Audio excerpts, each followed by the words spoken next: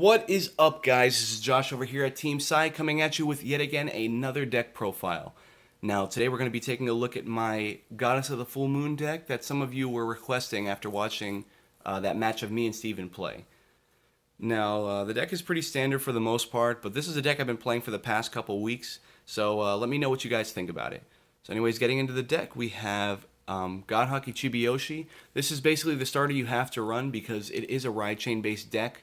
And basically the grade 0, 1, and 2 all have the same ability to where at the beginning of the ride phase, you can look at the top 5 cards of the deck, and if the next ride up is there, you can superior ride it, and then put the rest of the cards at the bottom of the deck in any order.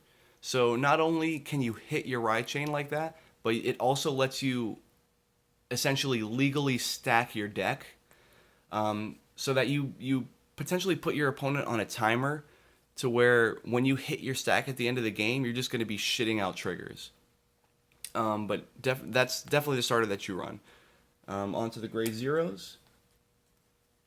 We run, it's pretty standard for the most part. The only staple is probably Psychic Bird.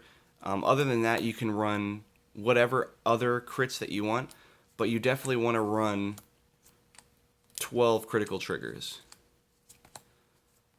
Crits are just amazing, and especially in this deck because the deck is already drawing so much on its own that you can just crit your opponent to death.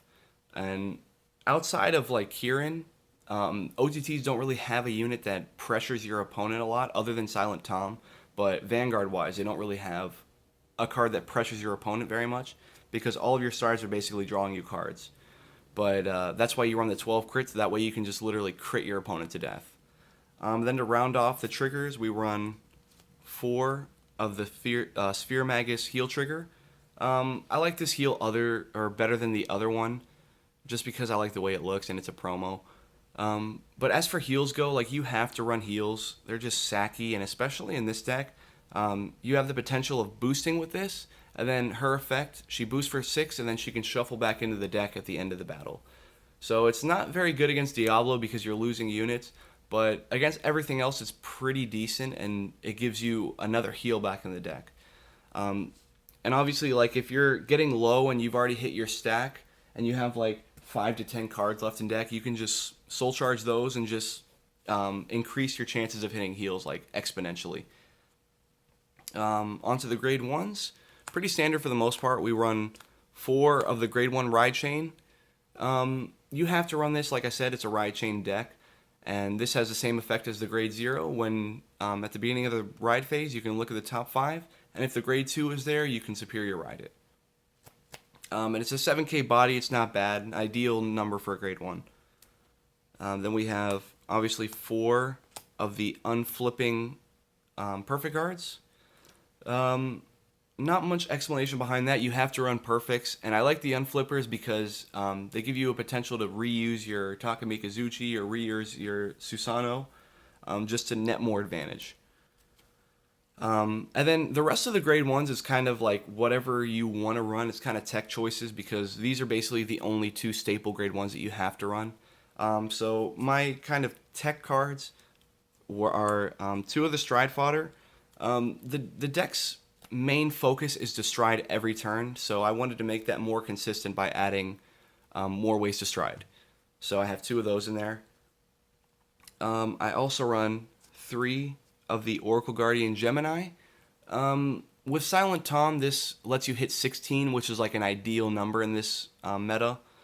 And I run 3 because I want to at least see 1 all game. But I don't have enough room to run it at 4. I would if I could. But I felt like running the Stride Fodders was a little bit more important. And then to round off the grade 1s, we run 2 Luckbird. This card is really, really good in this deck because the grade 2 Tsukuyomi, when it rides on the grade 1, it allows you to soul charge 2 cards from the top of your deck. And then if you play this in succession, it's basically a +1. An easy +1. You just play this behind it as a rear guard and soul blast the 2 cards that you soul charge, and you just draw a card for free. So it's an easy +1, and I only run it at 2 because it is a 5k body and I don't want to have to ride it. Onto the grade 2s. We run 4 of the Grade 2 Tsukuyomi Ride Chain. This card is really good. It's also kind of expensive. But when this one rides on the Grade 1, you can soul charge 2 cards. And like I said, that comboed with Luckbird is just a really easy +1. But this also has the same effect at the beginning of the ride phase. You can look at the top 5, and if the Grade 3 is there, you can Superior Ride it. Moving on, we have 4 Silent Tom, the main win condition of the deck. This card is insane. Making your opponent not be able to guard with Grade 0s when it attacks is huge because now that you have a giant Vanguard in Stride era, your opponent basically has to either no guard your Vanguard and perfect guard the Silent Tom, double perfect guard your Vanguard and Silent Tom, or guard your Vanguard all 10k so they can save the perfect guard for Tom. So either way, you're just minusing your opponent so many cards out of their hand, and it's just a really strong play for you. And to round off the Grade 2s, we run 2 of the Oracle Think Tank Amber Clone. Basically, really simple +1 when you ride it, or I'm sorry, when you are boosting it, and it's a GB1 skill. When it's boosted and it attacks Vanguard, you can counterblast 1 and then just draw a card. So it's an easy +1. You're just drawing more cards, and it makes it to where you can hit your stack even quicker. But if you guys haven't noticed, I'm only running 10 Grade 2s, and I was running 15 Grade 1s. Only because the space in the deck is really tight because of the ride chain. So I wanted to be able to have more of the 8k vanillas. And I thought that was, I thought that warranted more of a reasoning because of Silent Tom. And there's not really any other good Grade 2s in this deck outside of Tom and like the Amber Clone. Then for the Grade 3s, we run 4 of the Grade 3 Tsukuyomi. You run 4 because you want to hit it consistently, and like its effect you're not really going to use often, but it is hindered a little bit if you don't hit the ride chain, because if you don't have the Grade 2, 1, and 0 in the soul, this card gets -2 on Vanguard and Rearguard. So you don't ever want to have a 9k Vanguard. So in the case that you don't hit the ride chain, you go into this card right here, Susanoo. And then he just helps your pluses keep rolling. He keeps you as an 11k Vanguard, and he allows you to just +1 off of just striding. So he's really strong. And then Tsukuyomi's other ability that you won't really use often is that if you have 6 or more in soul, you can counterblast 2 and draw 2 and then put 1 card into your soul. With the ride chain alone, you're only going to hit 5 cards in soul, so you're going to have another way to like soul charge a card. So you can use like Psychic Bird in that situation. And it's kind of good when you're going first. Like if you can't stride, you can just Psychic Bird and then draw more cards so you can set up for your next turn. On to the strides. It's pretty standard, but we run 2 of the Tsukuyomi stride from the Fighters Collection. This card is extremely powerful. This is the only card that warrants playing this deck over the Coco version, only because you can go into it as your first stride, and her ability is very strong. When you or you can choose a card with Tsukuyomi in your hand and soul charge it, and if you have a Tsukuyomi heart, you can look at the top 5 cards of your deck and add 2 of them to your hand. So it's basically like a cheaper version of Takamikazuchi that doesn't require you to counterblast, and it just nets you whatever you need to your hand. Like you can get rid of a useless like Grade 1 or Grade 2 Tsukuyomi, or even the Grade 3 if you have sufficient stride fodder already, and then you can just add whatever you need to your hand, whether it be a Silent Tom, a Luckbird, a Perfect Guard, whatever you need.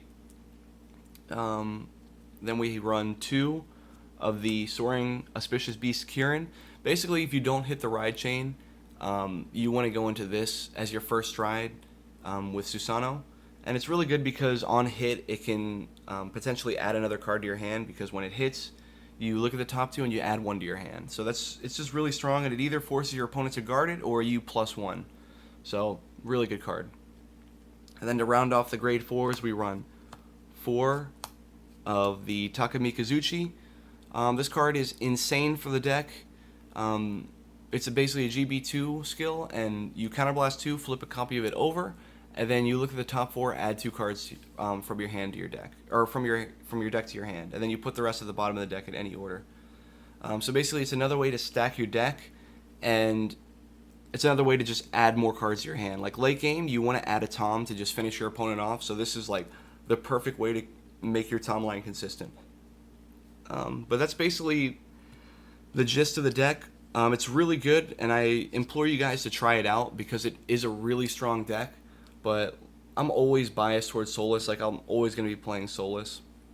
But this deck is very, very powerful nonetheless. Well, I hope you guys like the deck. Like always, make sure to like, comment, and subscribe, and let me know what you thought. And make sure you subscribe because we're going to be doing a special giveaway when we reach 100 subscribers. We're actually going to be giving away a free booster box of the newest set. So stay tuned for that, and we're going to have more content coming soon. Thank you guys.